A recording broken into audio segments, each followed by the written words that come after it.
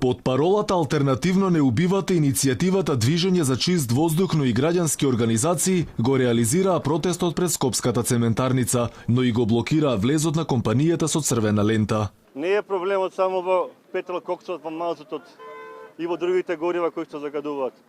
Најголема проблем е во корупцијата. Токму поради таа корупција се случуваат вакви несакани појави. Децата имаат право на чист воздух и право на здрава животна средина.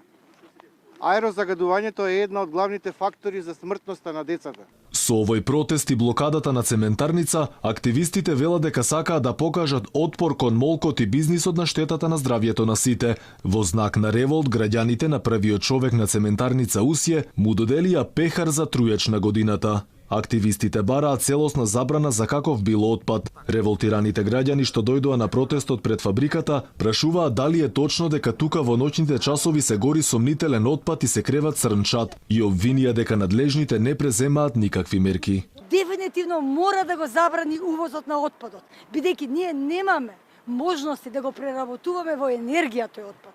Од цементарница Усје пак вела дека сите мерења на емисиите докажуваат дека Усје не е причинител на зголеменото загадување во Скопје. Цементарница Усје не е причинител за загаденоста на воздухот во Скопје. Ние сме. Не е причинител.